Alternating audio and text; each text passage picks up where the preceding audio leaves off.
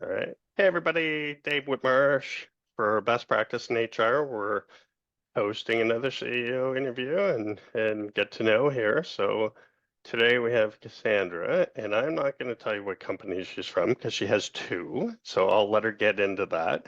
So sometimes it's nice just to talk a bit about what you do and what your company's all about, and that way the rest of the conversation sort of might have some context depending on how we go. So the floor is yours, and thanks for coming on. Thank you, David. We certainly appreciate the invite. So yes, I am the CEO and founder of Total Reward Solutions, which is a boutique compensation consulting practice. So we only focus on compensation. So we work with clients. We've worked with clients as small as 6 employees up to 4,000. So we're mainly helping small to medium-sized companies. And we've worked in over 65 different industries at this point.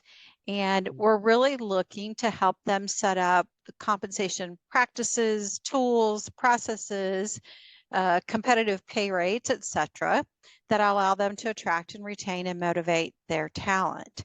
I'll actually celebrate 20 years next year for the consulting practice, which is super exciting. I remember when we celebrated 10, and now we're going to celebrate 20, so that's even more exciting. And we're basically just, helping our clients benchmark their roles to the market and to build pay structures and to see how employees sit in those structures. Look at their executives a little bit more in depth, looking at a few different things for executives, and then helping them build bonus and incentive plans to include sales plans so that they can drive the results that they need out of their people. So that's what we're all about. We have a lot of partners that do other things that we don't do, but we stay in our lane. That's our specialty. Well, and what's the other company do? So the second company is called Compensation Sense, and that's Sense and SENSE. That is a new venture that I just started. And what we are doing there is we have taken all of our intellectual property and we have put that all into a turnkey solution. And so what we are doing is trying to help compensation professionals who either want to start a side gig or they're ready to walk away from their corporate life and do independent compensation consulting full time.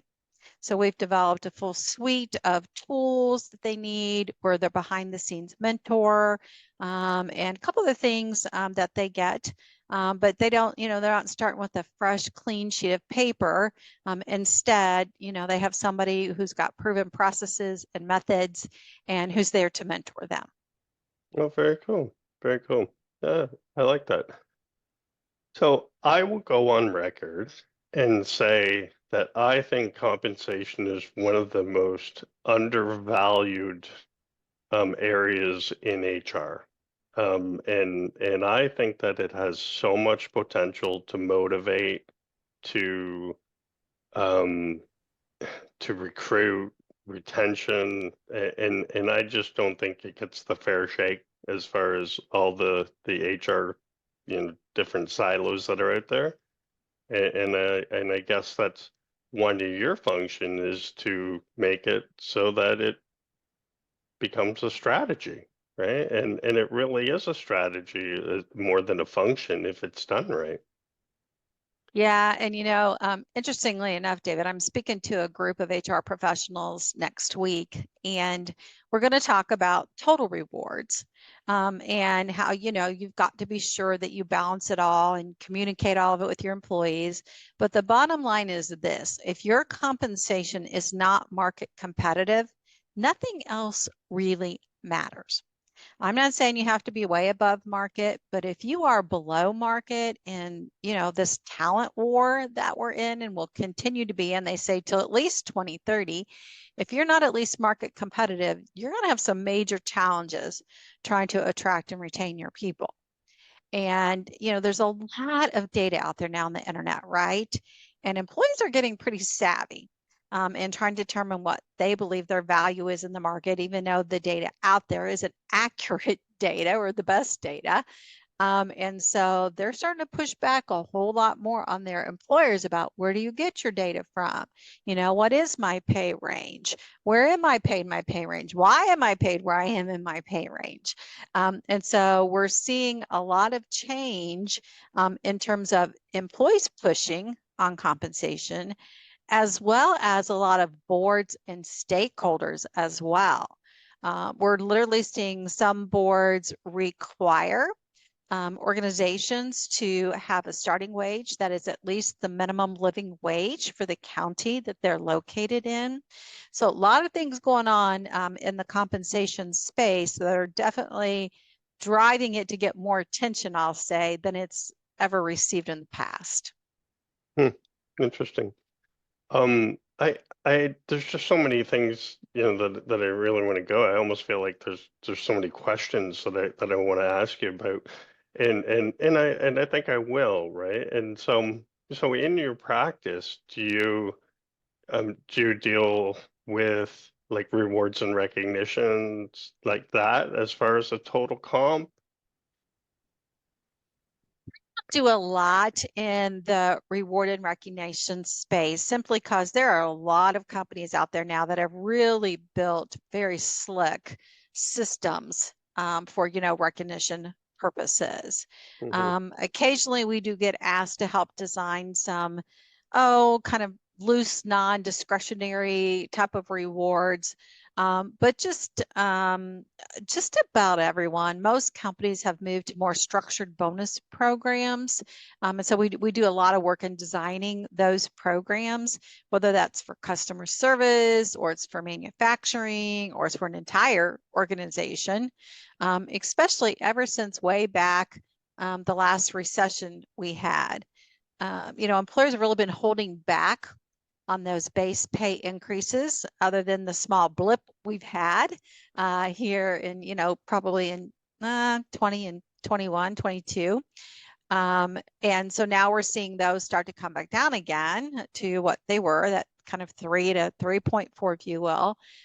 But instead, they're making it up on the bonus side. So it's really not unheard of for a lot of companies to have bonus plans now, all the way down to the bottom. I mean, we have not-for-profits we work with that, didn't have bonus plans previously, but what they've learned in order to be competitive, in the private sector and the public sector, they've got to have bonus programs as well. So we're seeing a lot of structured bonus programs. No, that makes sense. Well, bonus programs are always nice because they're based off of performance, right? Yes. And I say it in marketing all the time, right? Is if you can give me $1 and I can return $1.10, then you'll do that all day long, right? So because it's measurable. So if you have something measurable, you it's very easy to pay on that. And so, I've often thought that, every job out there should be done by some form of performance. Their compensation should be tied to performance or quality or whatever it is. And I don't know how you do it in some industries, but there's a way, I'm sure. Some jobs lend themselves to more easily identifiable measures.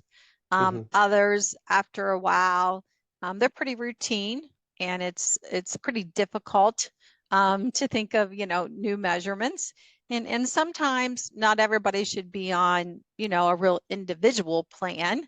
But boy, team plans, I've seen them really drive performance. You've got a team who's, all sitting on a bonus, and if somebody's not pulling their weight, I promise you, they're going to let them know it, because if they're not hitting the mark because of them, and they're holding them back from getting their bonus dollars, they're not real happy about that.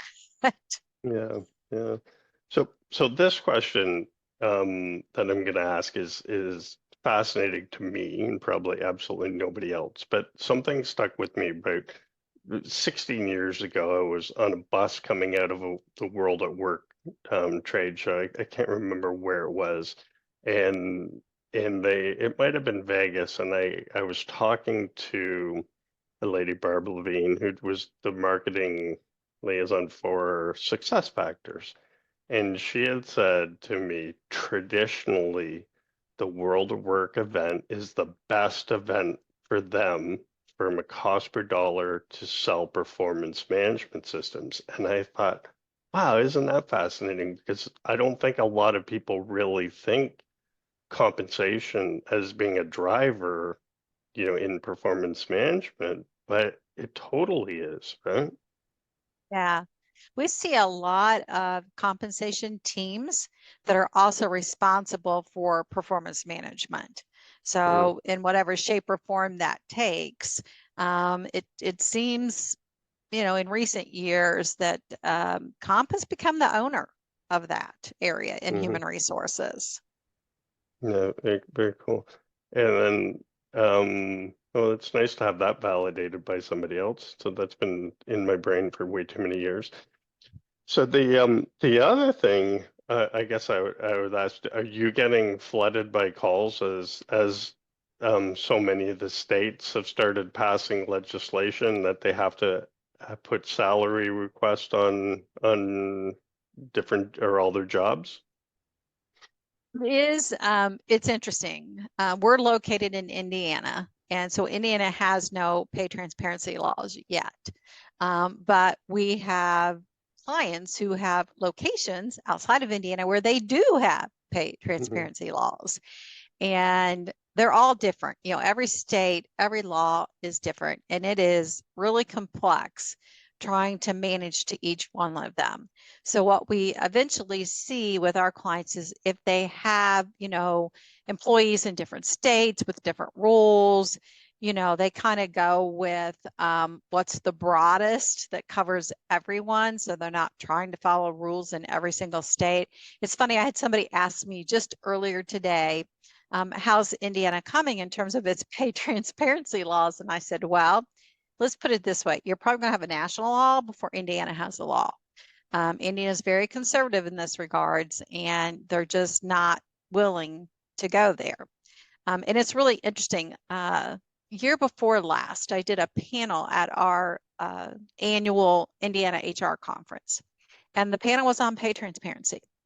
They were all Indiana employers, and we had panelists that were everywhere from, excuse the language, but kind of heck no, we'll never share our Hmm. pay ranges, all the way up to what is the problem?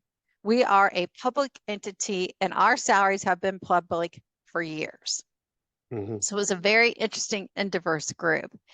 Really strong opinions on this one. You're either people aren't really kind of in the middle of the road. They're either, no, we're strongly against doing this. We don't see any value. We're not going there until we're forced to. To the other side, it's like if you're doing your job right in human resources and compensation, and people are where they should be in their pay ranges and so forth, this shouldn't be an issue. And the panelists that where their salaries are public got asked, well, what do you do? An employee walks into you and wants to talk to you about somebody else's salary that Hmm. they've seen out there. And her response was simply, we don't talk about other people's salaries with other employees. We will talk to you about your salary and your pay range and where you are in the pay range, but we don't discuss other people's salaries. So I thought that was a great response. She'll address your concerns, Hmm. but at the same time, no, we're not going to sit here and justify somebody else's salary to you. So I just thought it was pretty interesting. And if people are doing, all the things they should be doing in compensation, they're checking the market, they're updating their structures, they're doing their pay equity analysis, they're doing their discrimination analysis, they should have all their ducks in a row, right? And pay Hmm. transparency really shouldn't scare them. It's when they haven't done those things or they're bringing in new hires with less experience over top of those who've been in the role and making less. Well, yeah, those things make employers nervous because, employees aren't going to be real happy if they find those things out, Yeah, right? for sure. But Mm, I'm hearing I mean, it's saving a ton of time too. So, you'll hear from recruiters, oh my gosh, I'm no longer wasting my time getting 90% down the road with a candidate and then finding out at the end this is nowhere near the kind of pay that they're looking for. And same thing with those that are job seeking. They're like, I don't want to be put through a process and at the end find out the salary's not anywhere near what I need. So I really do think it's saving a lot of time and energy in the entire recruitment process.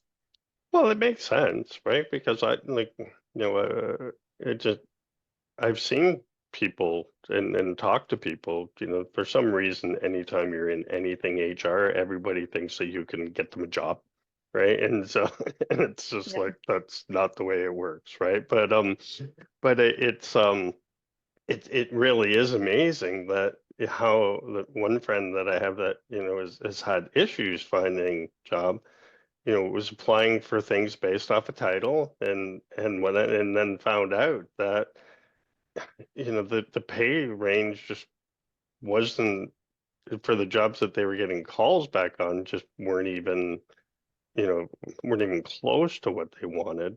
And it was really a very frustrating point, and I'm sure it was frustrating for all those recruiters that had to reach out and find out that that person wasn't interested and all that good stuff too. So it just is a good time saver if by having that effectively a knockout question, right, on Yeah. your resume. Yeah. Well, and a lot of time titles don't really reflect the job either, you know. No. You really got to look at the job content. So we run into that almost daily. Yeah. Yeah. Well, and it's sometimes a title with title when it comes into company size. You can be a VP of HR for 100 employees. Oh, all right. We're gonna have to edit this out. Go, go, go, go. I have two puppies that just broke down my door. So, um, so they, yeah, if you're a VP, with 100 employees, then you could be making effectively what a senior manager might make at a Fortune 1000 company, right? So it's Exactly. very titles are free, they say, right? So Yep. Yep. I had one large organization I worked at, and you always came in like one title level below wherever you came from. mhm, So if you were a director somewhere else, you would come in as a manager with us because it was typically smaller entities and mhm. that kind of thing. So yeah, that's so true. Well, that's actually really interesting because I know the younger generation likes to title hop, right? And Oh so yeah. so that would eliminate those folks and probably similar to a knockout question when recruiting, you would eliminate some people that are coming on for and potentially a flight risk after a year or 6 months. So yeah. All right, so the other question that I was thinking about, and by the way, I actually love compensation, right? So how did people manage with all the remote work that was happening, right? So you had somebody that, made X amount in New York or Chicago or LA that just said, hey, man, everybody's working from home. Well, I'm moving back to North Dakota. And how did companies handle that from pay structure standpoint? Wow, there was a few different things that happened. So some companies, instead of having like city by city geographic differentials, moved to regional differentials. Hmm. Or some of them have went to, you know what, we're just going to use national data for our pay structure. And this is what we're going to pay to. And if you choose to live in California, sorry, your money's not going to go as far. But if you choose to live in Indiana, we've had others who have said, if we require you to move, we'll pay us, the geographic differential. If you choose to move on your own, no, we're not paying it. We don't care where you go, but we're not going to pay it. So we've seen a lot of different things happening. There's been a couple articles out there, at least the headlines about, will we start to pay less for remote work or hybrid work? Pay discrimination laws isn't really going to allow that to occur. Okay, because defensible reasons for pay differences are education, experience, and performance. And working remote is not one. So I don't see how companies think they're going to be able to get by with paying people less who are working remotely. The bottom line is you're paying for a job, and then yes, you're paying for the person according to the job requirements. But that's not a defensible reason to be paying less, at least not yet. Let's put it that way. Well, yeah, I can say that, but really, or I can agree with you on that, but really, like most pay laws, the hard and cold ones affect minimum wage, right? If I'm a senior manager, you know, that could range from 40 grand to 500,000, right? And the pay laws and discrepancies really wouldn't come into play on things like that, or would they? Yeah, they will, because if you're getting audited for pay discrimination, like let me give you an example. I worked in a company that got an OFCCP audit, so Office of Federal Contract Compliance, and they randomly picked 10 jobs to look at. So we had to produce all the data for each employee. And then they come back and said, okay, well, these two employees here, there's a $10,000 difference in their pay. Why? So we would either be able to defend that with, well, one came to us with 10 more years of experience, in this role, or one has more education, or one has gotten higher performance scores the last 2 years or something in that regards. And so they'd either say, okay, or they'd say, yeah, but the gap's still too wide. And they even took the position that while they might have had two people side by side, same job, might have had varying levels of experience when they first came in. After a period of time in the job, they felt like that goes away. So that $10,000 gap, let's just say they've both been in the role 5 years, but somebody had 3 years prior to us or whatever, same performance level. That 10,000 gap was not acceptable. And we had to close that gap. They won't tell you how much to do it. So we kind of had to say, hey, here's what we're proposing. They'd say yay or nay, right? And, one of the things that is defensible is, you live in a higher cost of salary area, right? So, we have, different pay ranges for them because of that they'll buy into. But outside of that, they don't care how wide your pay ranges are or aren't. What they're looking at is how are you paying each employee relative to one another in the same job title for similar work. Oh, okay. Yeah. Under audit. Interesting. That makes a lot of sense. Yeah. Okay, so the other thing I wanted to ask is, so how are people using AI in compensation? Wow, that's a really good question. We have some I know that are using it to create job descriptions, which is to me a really good example of where it could work really well. Nobody likes to create job descriptions, right? No. And so getting help doing that, I think is good. The compensation space, I think that's dangerous still. To ask it to determine the market value of a role. Some matter of fact, we've got, some payroll companies now that are providing data because they have a lot of data points, right? They do payroll for people to their clients. And, depending on how that data is aggregated and displayed, that could be a problem. Because again, of over titling, right? If they're just looking for somebody with the title of, I don't know, let me make up accountant. Okay. Maybe not everybody in that role really is an accountant. but that's the data you're going to get back. Or, maybe you're not going to get data specific to your industry or your size or your geographical area.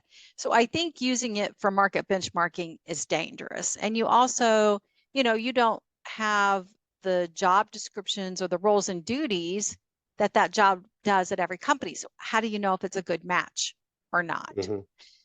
So I don't see it taking hold in market benchmarking yet, but I will tell you, for the first time earlier this year, I had a prospect who had Googled data, put their data together. Then they had Googled how to do a pay structure and built their own pay structure. And they wanted us to review it to see if it was sound or not. And we found some things that, we didn't think were best practices. So, what I try to say to folks is, you use a specialist. If you have cancer, do you go to a specialist or do you go to a GP? You go to a specialist, don't you? It's no different with your accounting. You go to a CPA. Law, you go to an attorney.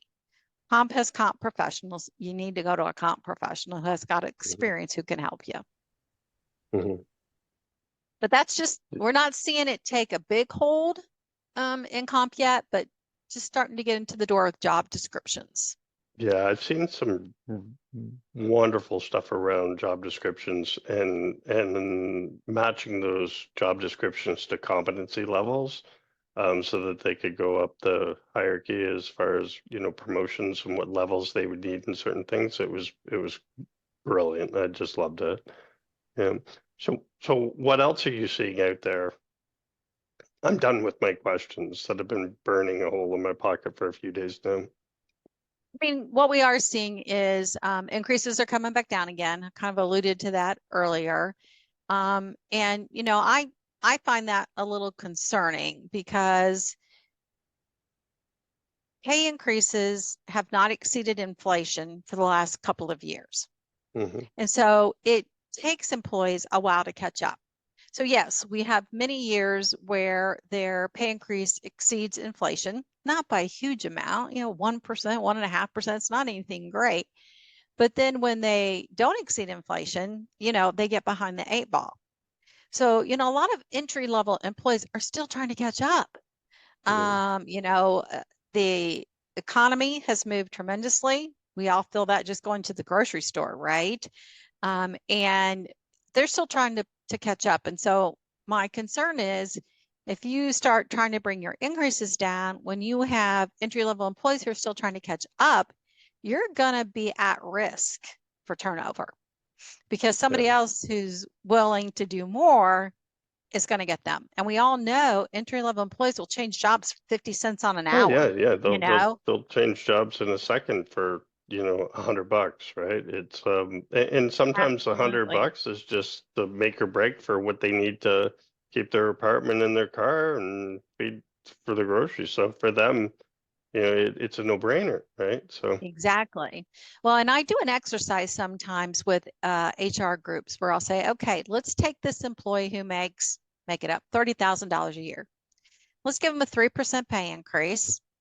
All right, now let's take out their taxes. Okay, now let's take out the new health insurance rate. All right. And what's left? And that 50 cent on the hour increase just became 3 cents, on the hour. And in family situations, they're in the deficit, right? Even with that increase, they're in the deficit. And I think if we walk through those kinds of exercises, when we think about what kind of pay increase budgets we're going to be out there, it really opens up leadership's eyes to see the real effect, of a 3% increase or anything less than 3%. And so, yeah, I love those, because then I'll have HR people take them back to the leadership teams and go, do you understand what, is really going on with this increase? And it's really eye-opening for folks sometimes. We're also seeing a movement towards living wage. I kind of said something about that earlier. A lot of pressure in society to be sure that entry-level wages are at least, minimum living wage for accounting for a single person. We're seeing a lot more discrimination analysis occurring due to DE&I efforts and goals. Also, again, board involvement. None of us really want our boards too involved in compensation, but some of them are really starting to get more involved in compensation again than where companies might like them to be. So that's kind of probably the major things that we're seeing happening right now. Not a lot of changes in performance or how performance is, looked at in terms of reviews or anything like that. And then I would say a movement to more how do I want to refer to more holistic looks? Do we have financial wellness available for our employees? Do we have a reward and recognition system that allows them to choose their reward, not what we give them, but what they want? And then do we have mentoring programs? So, it's hard. There aren't as many layers as there used to be, right? And so a lot of companies turning to mentoring programs, and not necessarily internal mentoring programs, but mentoring programs that are available externally as well. So that, an employee doesn't have to just go inside, they can get a mentor outside the organization that could help them, and more formalized programs to do that. So that's kind of some of the other things that we're seeing. And then, of course, we cannot walk away without forgetting about just general well-being and wellness. A lot of focus in helping people in that area as well. Yeah, it's that's really well said. There's so many factors that come into an employee, other than just that 3%, right? Their health, their financial wellness, their career paths. It's I think so often the bigger your company is, the easier it is to just count people as a number, Yeah. and it really is it just affects so much in an organization from performance and onward. So excellent. Yeah. So And one of my favorite questions, David, is, well, the rest of the world's doing, 3 to 3.5%. Is that what we should do? Maybe, maybe not. They need to look at what other investments are they making employees, either from a technology perspective, a training perspective, what can they financially afford to do? Because somebody's got to eat that cost, right? In HR, we need to understand, we put a 3% increase on the budget. Somebody's got to, it's got to get paid for somehow, right? And then also looking at, well, where do you sit relative to market? Are you on average at 85% of market or 110% of market? That ought to make a big difference in what your merit budget looks like. And so I like that people are starting to think a little broader and let's not just cookie cut what the rest of the world is doing. Let's do what we need to do, what's right for us. Yeah, totally. That makes a lot of sense. So I will tell you, anybody that's listening, that that I suggest you follow Cassandra's page. Cassandra's on LinkedIn. She's very active on social media, and when I say active, it's usually educational and really good. Your quality of stuff that you put out from education is awesome. I know when we had our initial exchange, you said, "Hey, can you follow me on LinkedIn?" And I was like, "Oh, I've already been on that because your stuff's amazing." So, Thank you. so if compensation, is something, then make sure you follow it. And of course, as I always say, to get in touch with Cassandra, you can find it below wherever you're watching this, and she'll write a bio and how to get a hold of her, whatever preferred method that she has, and then she'll have a link to that LinkedIn that I suggest that you follow along, and keep up the good work. I really think that what you're doing is great, and I wish I had a staff that I needed compensation help with, and I could call you and you could fix me. Well, thank you, David. I really appreciate that. You really have to have a passion, for this area. And it's just been an area I've always truly had a passion for. So I appreciate that. Thank you. Yeah. Well, in your space, it's so weird, right? In a sense, because there's a bunch of, boutique firms, and then big giant consultants, right? Yeah. There's almost nobody in between, right? And I think that, so if you want the expertise and the hand holding and the 20 years or 30 years of advice, then sorry, did I date you? Yes, I did date you by accident there. The 20 That's years of okay. advice, then that's, then you go with somebody boutique and instead of a grad out of school with a big 5 consulting firm. So yeah, And that's exactly why I started this firm. I had worked at smaller firms and larger firms in my corporate days. And I just knew that small to medium-sized firms couldn't afford the bigger houses. Nothing against them. They do incredible work, but small and medium-sized companies deserve, the ability to attract and retain their talent too. And so, that's who we're looking to serve, because we know we can be a valuable to them at a good price. So, Wonderful. All right, so reach out and all keep up right. the good work, and we'll talk soon. Thank you. All right. Appreciate it. Thank you.